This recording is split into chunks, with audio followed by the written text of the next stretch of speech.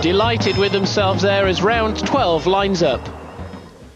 Round 12 is about to get underway here, and that brings us exactly to the midpoint of the season.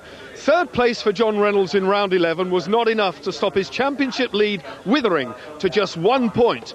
Winner of that race, Neil Hodgson, is now poised to take control of the series. And Chris Walker's playing catch-up too. So make no mistake about it, John Reynolds knows he needs to win this one. Mackenzie's bike being started there. Walker visors down and looking for the red lights. The starter points to the red lights, and we're ready for the off. And in fairness to John Reynolds, he's not in the best of health, suffering with a very heavy head cold this weekend, but second on the grid, so he's got to go this time. But a great start again by number 4 from pole position, Neil Hodgson, who's grabbed the whole shot. It's Chris Walker again. Chris Walker number 2. There's Steve Hislop in extremely close company, having gone past or trying to go past Neil Hodgson. We're looking back now from the number 4 factory Ducati. Hislop on the Yamaha, breathing down his neck, but it's Chris Walker getting away a bit this time. Hodgson in second, already with a race 1 win under his belt. Just 1 point now he trails championship leader John Reynolds by, who is sitting in 4th place. The number 3 Ducati, the Team Revy Racing Ducati in 4th. Hislop on the red Yamaha. James Toseland, number 52 on the Honda, out of the running this time, but he's going to restart. Can he get back in the points? Well, the youngster has tenacity. The shake of the head tells you how furious. Oh, and he nearly lost traction there. There's something on the track, I suspect, at that point, and we have a red flag. So a restart for round 12. I was getting fired up, as indeed were the riders, and these are very tense moments because the adrenaline is charging through the system. They have to bring themselves down and wind themselves up again for the restart, and away they go. A little wheelie from the number 8 Yamaha, Steve Hislop. Not such a good start that time. Streaming now towards the first right-hander of Copse. Through goes Chris Walker. Again, he grabbed the lead this time. Hodgson, so it's deja vu for this pair. Reynolds, much better this time. He's in 3rd. Plato got away extremely well too, so the Kawasaki sitting there in close company as they head away out in the country for the first time. This fantastic helicopter shot just shows how beautiful this circuit is. Through the chicane, now flicking left, holding the bike over to the left, down towards Abbey Corner. John Reynolds got a much better start, as you mentioned, and Steve Hislop will be disappointed that it was actually red flag, because Steve Hislop's now down in 6th place. This is the view from Neil Hodgson's onboard camera, rear facing as they exit Abbey Corner. Up to 2nd, up to 3rd. You'll see the bikes go over to the right hand side as we look at it, and then go 3rd gear through Bridge Corner. 90 miles an hour through here. Plater moved up from 600cc. This is the man we're talking about, number 22. Moved up from 600cc last year and has done a remarkable job. And then we've got a faller out, and it's one of the slower riders, and it's David Wood. Well, David Wood, one of the privateers from Aylesbury, and we say slower riders with a great degree of reverence because nobody's really slow round here. The privateer difference in the top speed from the factory runners is approximately 3 seconds a lap. There, Paul Denning, Suzuki factory bots, watching his man lead the race. Chris Walker, number 2 then, delivering through the chicane. Away they go now, down towards Abbey, the right-hander. It's Hodgson in very close company. Hodgson making a move now on Chris Walker. Neil Hodgson, oh, there's more contact. Chris Walker holding the tight line. Hodgson's down. Unbelievably, it's a repeat of what happened almost at Alton Park. Neil Hodgson is off the Ducati. This time, however, Chris Walker stayed on, and he's away. Roger, what happened here? Well, this is a difficult place to overtake. Neil Hodgson got past Chris Walker. You see Walker's struggling to control his machine, ends up on the curb on the inside. There was no grip there, and he had no choice but to bang into Neil Hodgson. But I think that's going to be a controversial move as we see it from the on-bike camera on the back of Neil's bike. Let's hope that's not damaged. But Neil not at all happy, appealing to the marshals there to say, did you see what happened? I was in front of him. But I think that's probably going to go down as a racing incident. Meanwhile, Steve Hislop, number 8 on the red Yamaha, takes advantage of that. John Reynolds will have seen his main championship rival disappear onto the grass, and with a degree, elation is too strong a word, but with a degree possibly of relief, I suspect John Reynolds is thinking, well, the pressure momentarily is off me for the championship lead, but I still need to score good points. I'm in a rostrum position here on 16 points, but it's Chris Walker leading. Chris Walker's going for the 25 points. Steve Hislop, who came here to Silverstone in 5th place in the championship on 116, is showing that he too can deliver the goods when called for, because he didn't really have a good start in this rerun, but he's making the most of it now. And Hislop taking a look for the lead, and he's going to be right there with Chris Walker. Chris Walker has got rid of one adversary in the nicest way, and suddenly he's got Team Yamaha neck and neck with him, shadowing him, and we have one dickens of a race here at Silverstone as the top 3 break away. Well, Hislop's team have got some special parts from Yamaha. They've been struggling to get them to work better than the ones they already had. Maybe this is just the turning point for them as a team, because Hislop looks like he's all over Chris Walker at the moment, and the bike looks very strong. Hislop's trying a similar manoeuvre to what Hodgson did, and this is where Walker lost control before, but Hislop has turned in and taken the lead from Chris Walker. The number 8 Yamaha then momentarily leading the Suzuki, and this is how Hislop took the lead as they come down towards Abbey. They bear left slightly before going all the way down the gearbox to bottom gear, and you can see that Hislop has a wonderful line through here, wide in, giving lots of space between himself and Chris Walker. But still, he leads. Walker in second. Reynolds, now these two scrapping, allowing John Reynolds, number 3, to close. His teammate, twice a race winner this year, James Haydon, number 5, is in 4th place. So Yamaha leads, Suzuki in second, Team Reve Racing Ducatis in 3rd and 4th, and Mackenzie's in 5th, so at least he's doing something for the GSE effort.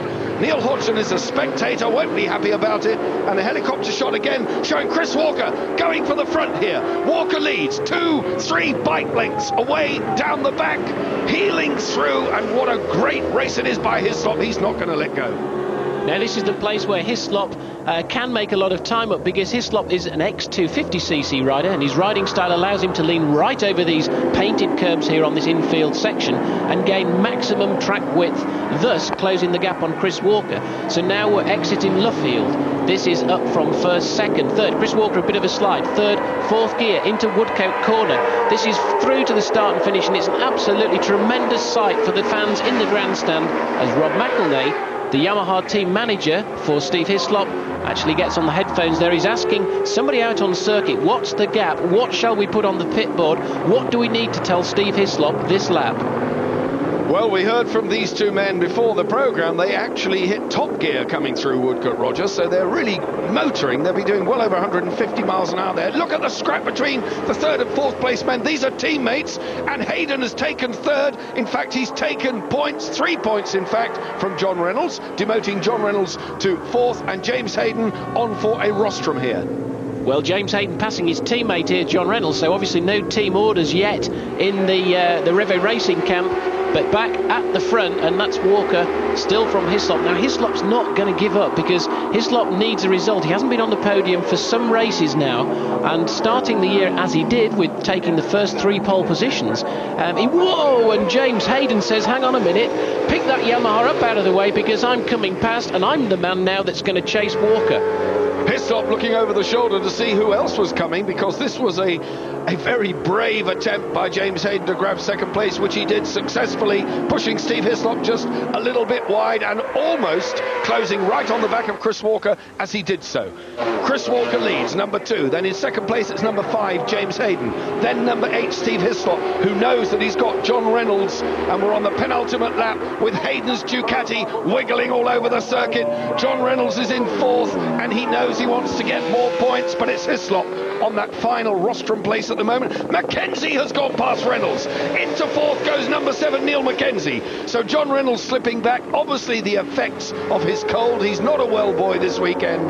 The next round is in 2 weeks' time at Alton Park. He will almost certainly be fit by then, but it's Chris Walker holding the tight line now on the last lap. A burst of flame from the Suzuki as the fuel inside the exhaust system catches fire as he puts the power on under bridge. Away he goes now into the stadium area, the complex now, where the crowd can see that Chris Walker is poised to take his victory here in the 2nd race, round 12, marching on while in fact his arch rival Neil Hodgson is watching from the sidelines. James Haydon having a very close look, Can Haydon steal a march going into the closing stages of this riveting race, incident-packed race, and a terrific performance by the 30 riders in front of the 20,000 plus spectators here at Silverstone. Haydon now, they know the tail enders. Chris Wilson, number 34, again about to be zapped by 1, 2, 3, 4, 5 very fast men, but it's number 2, Chris Walker.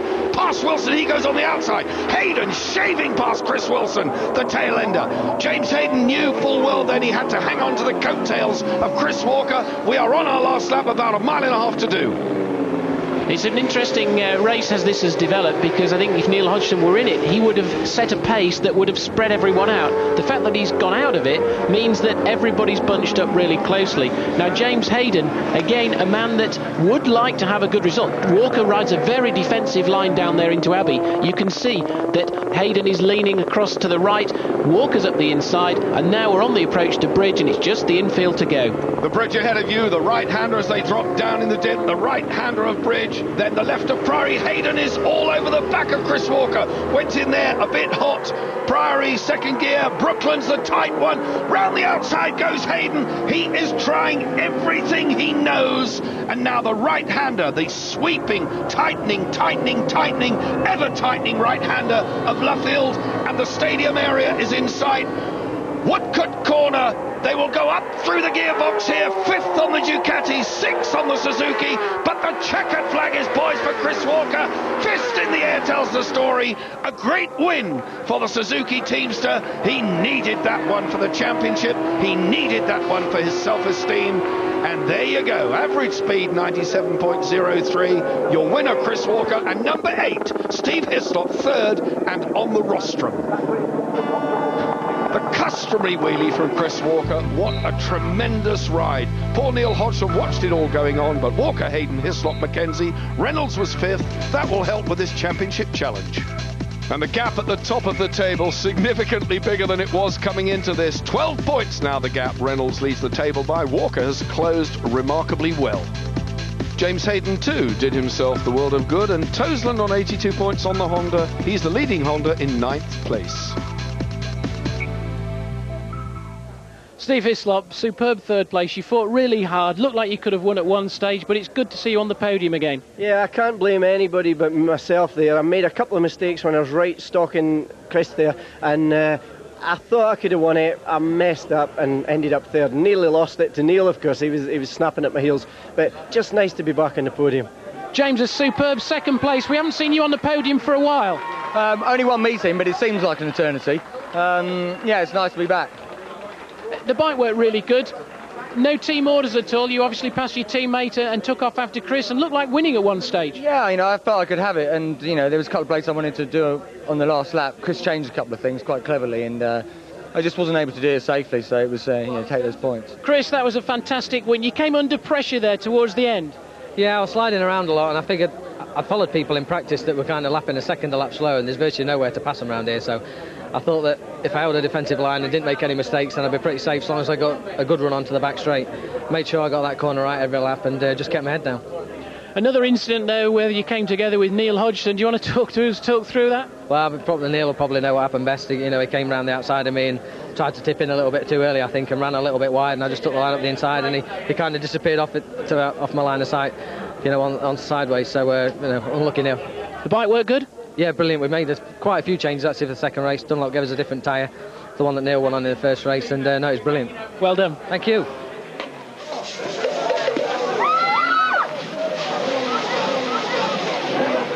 Well, that's it from Silverstone. Today was the day the championship lead could have changed hands, but as you've just seen, it didn't.